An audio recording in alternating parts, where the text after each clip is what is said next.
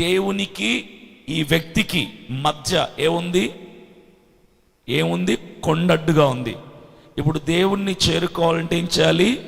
కష్టతరమైన కొండెక్కాలి. కొండెక్కేటప్పుడు చాలా జరుగుతాయి. ఆయాసం వస్తుంది, చెమటలు పట్టేస్తాయి, దాహం వేస్తుంది, నడుములు నొప్పి వస్తాయి, కాళ్ళు నొప్పులు వస్తుంది, అలసిపోయి కూర్చోవాలనిపిస్తుంది. అనవసరంగా ఎక్కుతున్నాంరా, అనవసరంగా వచ్చాంరా, రాకపోయినా బాగుండేది, ఆ దేవుడు వద్దు, ఏమొద్దు, ఈ కొండ ఎక్కడం వద్దు, ఎందుకు మనకు, ప్రశాంతంగా ఇంట్లో కూర్చోక అని అనిపిస్తుంది. ఎప్పుడు ప్రారంభించిన తర్వాత మెట్లు ఎక్కుతున్నప్పుడు, కొండ ఎక్కుతున్నప్పుడు ఎక్కటం కష్టం కాబట్టి, కొంచెం కష్టం కాబట్టి అనవసరంగా ఎక్కుతున్నామే అనిపిస్తుంది. అయినా నువ్వు ఎక్కిన తర్వాత నీకు కనిపించేది ఎవరు? నీ దేవుడు. దేవుణ్ణి చూడాలి అంటే ఈ మాత్రం కష్టపడాలి. ఒక సినిమా థియేటర్లో సినిమా చూడాలి అంటే చాలా కష్టపడి టికెట్లు కొంటారు.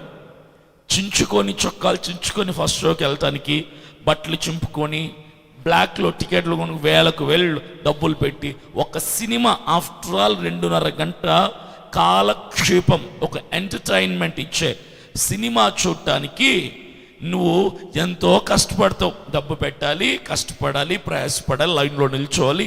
ఒక సినిమాకే 2.5 గంట వ్యవధి ఉన్న సినిమాకే నువ్వు ఇంత కష్టపడాలంటే, నీ కొరకు ప్రాణం పెట్టిన దేవుణ్ణి నువ్వు చేరుకోవాలంటే ఇంకెంత కష్టపడాలి? ఈ విషయంలోనే మనం తెలుసుకోవాలి.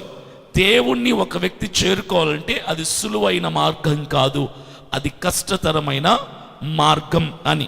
కష్టపడకుండా దేవుణ్ణి ఎవరు చేరుకోలేరు. కష్టపడతాను ఏదైనా దేవుణ్ణి చేరుకోవాలి అని ఫస్ట్ నిన్ను నువ్వు ప్రిపేర్ చేసుకోవాలి. You have to prepare yourself to reach God in a difficult way. కష్టతరమైన పద్ధతిలో మాత్రమే దేవుణ్ణి చేరుకోవచ్చు. నిన్ను నువ్వు మోటివేట్ చేసుకుంటే ఎంత ఎత్తు వచ్చినా, ఎంత కష్టం వచ్చినా అవలీలగా ఎక్కేసుకుంటూ వెళ్ళిపోతావు. నేను ముందే చెప్పాను, కష్టం అని అంటే వినుట, విశ్వసించుట, పశ్చాత్తాపడుట, ప్రార్థించుట, మారు మనసు పొందుట, ఇవన్నీ ఈజీ అంటున్నానా, కష్టం అంటున్నానా? ఇవన్నీ ఈజీయా, కష్టమా? కష్టమే. కష్టమే అని ప్రిపేర్ అయిపోవాలి. కష్టమైనా ఇష్టంగా చేస్తే ఆ కష్టం కూడా సులువుగా మారుతుంది. మొదటిది వినుట. మొదటి మెట్టు ఎక్కుదాం మనం అందరం కూడా. మొదటి మెట్టు ఏంటి? వినుట. వినకుండా క్రైస్తవుడి జీవితంలో దేవుని దగ్గరికి చేరలేం.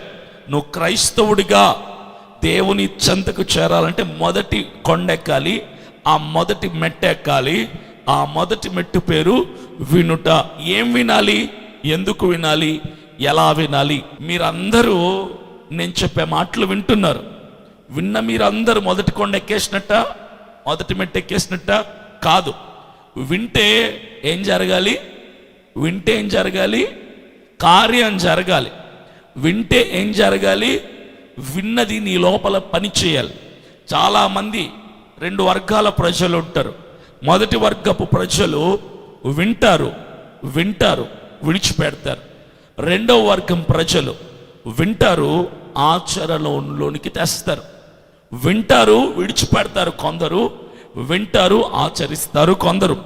వింటం ముఖ్యం కాదు, విన్నదాన్ని ఆచరణలోనికి తీసుకొని రావటం చాలా ప్రాధాన్యత, చాలా ప్రాముఖ్యత. When you hear the word of God, that should start work inside your life. నువ్వు విన్న వాక్యం నీ లోపల పని చేసినప్పుడు మాత్రమే నువ్వు మొదటి మెట్టు ఎక్కగలిగిన వాడివి. పరిగెట్టి వెళ్తారు, ప్రయాసపడి వెళ్తారు, ఇష్టపడి వెళ్తారు, పోరాటాలు చేసి వెళ్తారు, యుద్ధాలు చేసి వెళ్తారు. కానీ దేవుని వాక్యం వినటానికి మాత్రం అశ్రద్ధ, అలక్ష్యత వహిస్తారు. Recklessness, negligence. శరీరాలు మాత్రమే ఇక్కడ ఉంటాయి, మనసులు ఇంకెక్కడో ఉంటాయి. నీ శరీరం ఇక్కడుండి నువ్వు గంట కాదు 10 గంటలు ఇక్కడ ఉన్నా కూడా ఉపయోగం ఉండదు. నీ ప్రాణము, ఆత్మ, దేహము ఇక్కడ ఉంచుకొని దేవుని వాక్యం వైపు కేంద్రీకరిస్తే నీ వింటున్న ఈ వర్తమానం నీ బ్రతుకుల్లో కాస్తో కూస్తో పని చేస్తుంది. నీవు విన్న వాక్యమే నిన్ను మొదటి మెట్టు ఎక్కనిస్తుంది. వాక్యం విని విడిచిపెట్టే వారిగా నువ్వు ఉంటావా, విన్న వాక్యాన్ని అనుసరించువాడిగా నువ్వు ఉంటావా? Choice is yours. అది నీ ఇష్టం.